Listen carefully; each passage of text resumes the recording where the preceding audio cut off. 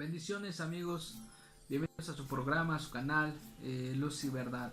Hoy les damos la bienvenida a cada uno de ustedes y gracias por darnos la oportunidad de ser parte de ustedes, de tener la bendición de compartirles la palabra de Dios. Gracias por escucharnos, por seguirnos en nuestras redes sociales. Vamos comenzando en este ministerio, vamos aprendiendo cómo movernos a través de estos medios, pero queremos compartirles una palabra de bendición para sus vidas y sobre todo que pueda ser de grande edificación y de grande bendición para cada uno de ustedes.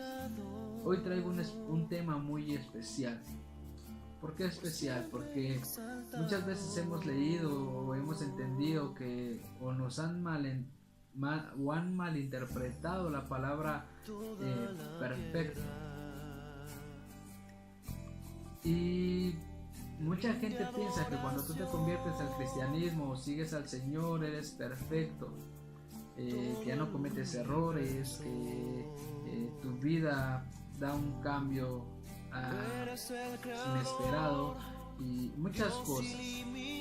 Piensa que ya no puedes equivocarte, si te equivocas te están juzgando, te están levantando falsos o te están, ¿cómo podría decirte?, difamando. Porque creemos en el Señor y nunca hemos entendido, no hemos buscado el significado de lo que es la palabra perfecto.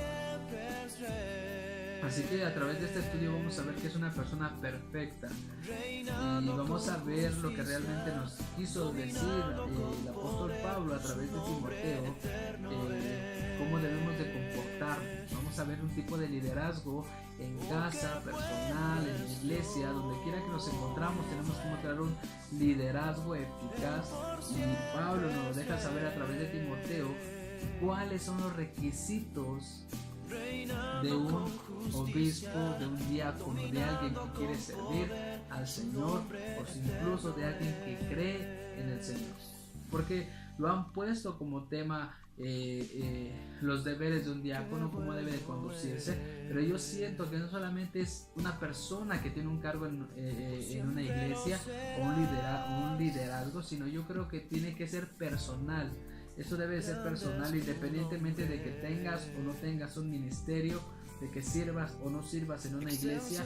Yo creo que hay que hacerlo porque tenemos que vivir día con día como el Señor quiere que nosotros vivamos, con gratitud, con honor, con fidelidad, con fe, con mansedumbre, como el fruto del Espíritu. Así que vamos a ver lo que realmente el Señor quiere de nosotros. Así que a través de este video vamos a enseñarles y vamos a seguir, vamos a compartir lo que Dios quiere que nosotros hagamos, y para eso vamos a utilizar nuestras escrituras. Vamos a primera de Timoteo capítulo 3, y si tú puedes leerlo en tu Biblia, dice requisitos para los obispos, para un diácono, para un líder. Así que hay 20 cualidades en la Biblia para tener madurez en la vida. Hay muchísimas cualidades, 20 cualidades que en la Biblia nos dice para poder llevar o para poder tener una madurez, ¿sí?, en la Biblia. La palabra perfecto en el original hebreo es tamid. ¿Qué quiere decir tamid? Maduro. Cuando tú ves una fruta que ya está en su punto, que ya está madura, es porque esa fruta ya está perfecta para poder comerla o para poder ingerirla. De la misma manera, el creyente, cuando uno ya es maduro, ya es una persona madura, ya no le afecta lo que está alrededor, ya no le afecta si el árbol crece o no crece, si se marchita o no se marchita. Esa fruta ya está madura, ya está lista para comerse, para degustarse. Así que tú y yo, cuando nos mostremos o cuando tengamos una madurez, la gente lo va a ver y la gente va a querer esa delicia. ¿Cuál delicia? Presencia de Dios. alimento sólido a través de la palabra. Tus palabras van a edificar, tus palabras, tus acciones, tu testimonio va a deslumbrar, va a endulzar la vida de los demás. Eso es lo que quiere decir la palabra perfecto, maduro, una persona tamil, una persona que está madura en el Señor. Así que vamos a ver 1 de Timoteo capítulo 3 del versículo 1. Y vamos a ver estos principios para poder tener una madurez. Palabra fiel, si alguno anhela obispado, buena obra desea. Pero es necesario que el obispo sea irreprensible, marido de una sola mujer, sobrio, prudente, decoroso, hospedador, apto para enseñar, no dado al vino, no pendenciero, no codicioso, de ganancias deshonestas, sino amable, apacible, no avaro, que gobierne bien su casa, que tenga a sus hijos en sujeción con toda honestidad, pues el que no sabe gobernar su propia casa, ¿cómo cuidará de la iglesia de Dios? Versículo 6. No un neófito, no sea que envaneciéndose caiga en la condenación del diablo. También es necesario que tenga buen testimonio de los de afuera, para que no caiga en descrédito y en lazo del diablo. Pablo comienza a decirle a Timoteo, porque había gente que se estaba rebelando, pensaban que la juventud, fíjate esto, pensaban que la juventud de Timoteo no era suficiente para que él pudiera gobernar o para que él pudiera liderar una iglesia. Estaban menospreciando la juventud. ¿Y sabes que algo similar le pasó al rey David? Menospreciaron su juventud, menospreciaron su niñez, dijeron, ese es un pastorcillo que anda cuidando unas ovejas, pero ellos no sabían lo que estaba viviendo en la intimidad cuando él vivía solo con sus ovejas. Dice, yo venía el león y yo me levantaba y peleaba, venía el oso, venía y yo peleaba. ¿Por qué? Porque él defendía a sus ovejas, lo que le pertenecía. Así que Pablo les empieza a decir, así, quieren liderazgo, quieren liderar, quieren bendecir, porque en el versículo 6 Pablo les dice, desde el versículo 5 Pablo le empieza a decir a Timoteo, pues el que no sabe gobernar su propia casa, ¿cómo cuidará de la iglesia? Es importante porque hay mucha gente, muchísimos creyentes, muchísima iglesia que quiere un liderazgo, que quiere un discipulado, que quiere crecer, que quiere avanzar, que quiere llenarse de sabiduría, de entendimiento, pero la casa está de cabeza, está un desorden. No podemos liderar así, no podemos vivir así. Antes de pasar a los principios de Dios, yo quiero decirte algo.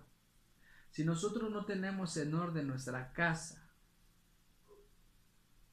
si no sabemos gobernar, si no sabemos sujetar a nuestros hijos, que obedezcan, que sirvan a Dios, que cómo te atreves o cómo nos atrevemos nosotros a predicar de algo que no vivimos, ¿sí?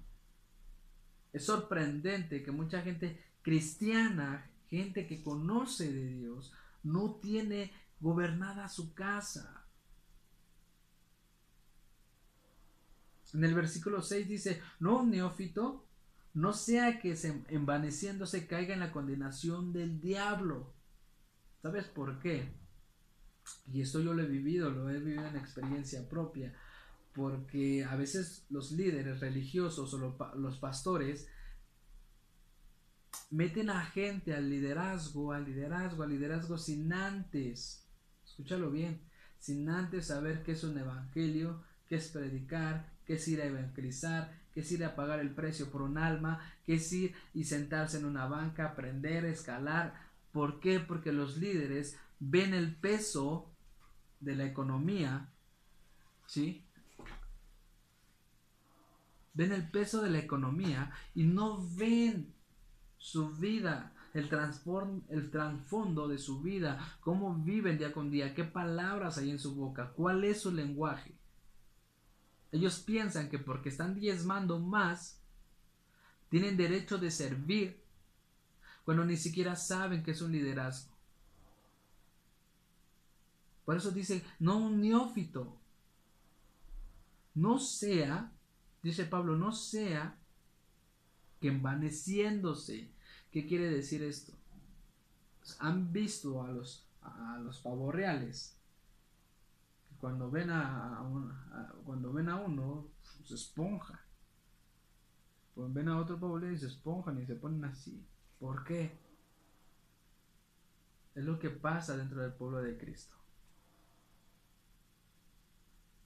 Se empiezan a envanecer, se empiezan a decir, yo soy líder, yo soy servidor, y empiezan a ver a los demás menos. Y dice Pablo, no sea que caigan en la condenación del diablo. No porque tengas un liderazgo quiere decir que eres mayor que los que van llegando. Porque a veces los que van llegando tienen más amor por Dios de lo que nosotros tenemos. Porque cuando empieza a entrar la vanidad de nosotros, dice el salmista, dice el rey Salomón, eso es vanidad. Cuando piensas que eres más que los demás, hay vanidad en ti. Y la palabra vanidad es vano, es nada, no es útil. Dice, te vuelves vanidad, te vuelves una persona inservible delante de Dios.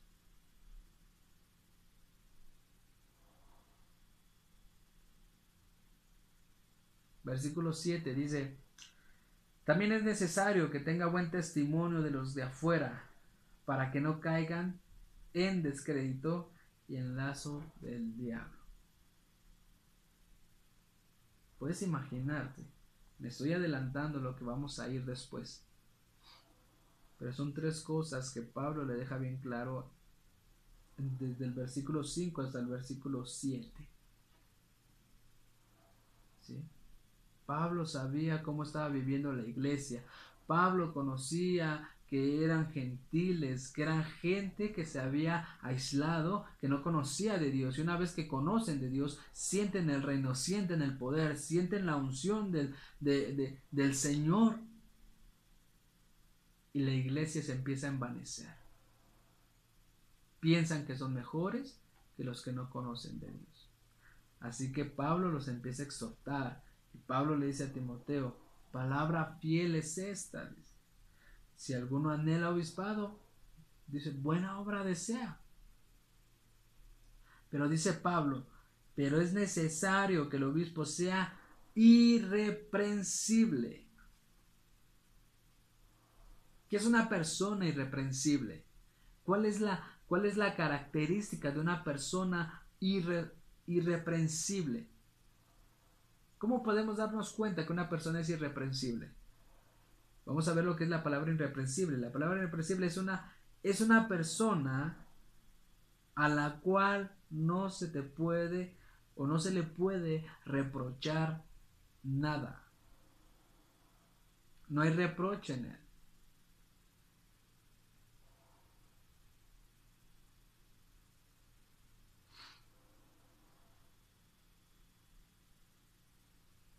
Es una persona es una persona a la cual no se le reprocha nada. Su familia no le reprocha, sus hijos no le reprocha, su iglesia, su pueblo, la gente no le reprocha nada. ¿Por qué? Porque es una persona íntegra.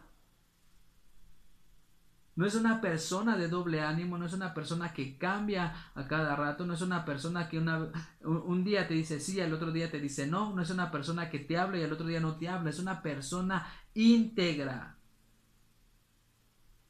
Una persona irreprensible es aquella que sus hijos no le reprochan el por qué no estuvo con ellos, el por qué no juzgó, el por qué no les dio tiempo, el por qué tú no nos diste esto, el por qué no trabajaste, el por qué eso, el por qué el otro. Es una persona que sus hijos lo tienen, una persona intachable, una persona honorable. Su esposa no tiene de qué acusarle porque siempre me dio gasto, porque siempre proveyó por mí, siempre vio mi necesidad, siempre vio que necesitaba esto, siempre cubrió mis necesidades. En su trabajo es una persona responsable, una persona que se le conoce, esa persona es trabajadora, esa persona siempre estuvo de pie, esa persona en pocas palabras, es una persona a la cual no se le puede acusar nada. ¿Y sabes cuántas veces hemos dado mal testimonio acerca de él? No hemos sido irreprensibles en muchos casos, en muchos tiempos. Nos hemos alejado de los principios de Dios. Y eso nos pasa por querer confiar en nuestra propia opinión. Y vienen reproches de la familia, vienen reproches de los hijos, viene reproche de la esposa, viene reproche de la gente. ¿Por qué no eres una persona que ama a Dios? Y lo peor es que cuando vienen reproches de la gente te dice, ¿y no que conoces de Dios? No que me hablas del amor de Dios y eres una persona deshonesta, eres una persona que no cumple. Lo importante para Dios no es lo que tengamos afuera, sino es lo que somos en lo secreto con Él. Vamos al Salmo 101. Vamos al Salmo 101. Acompáñenme, por favor. Muchas veces nos han enseñado de esto, nos han dicho tenemos que ser irreprensibles, pero ¿cuánto lo han estudiado? ¿Cuánto lo han vivido? ¿Cuánto se han tomado el tiempo para hacer? ¿Qué es irreprensible? Salmo 101. Misericordia y juicio cantaré a ti, yo, oh Señor, entenderé el camino de la perfección cuando vengas a mí. En la integridad de mi corazón andaré en medio de mi casa.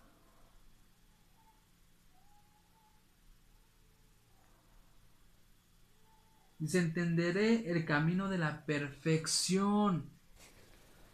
Así que tenemos que ver lo que realmente Pablo estaba diciendo a través de Timoteo en esta carta. Y vamos a seguir estudiando, vamos a seguir examinando. No puedo hacer videos un poquito más largos porque estamos cortos de tiempo, pero vamos a seguir estudiando la palabra de Dios, vamos a seguir compartiendo. Y les agradecemos por estar con nosotros. Que el Señor les bendiga, que el Señor les guarde, que el Señor alce su rostro sobre ustedes, que el Señor tenga misericordia de ustedes y siempre les conceda la paz. Shalom.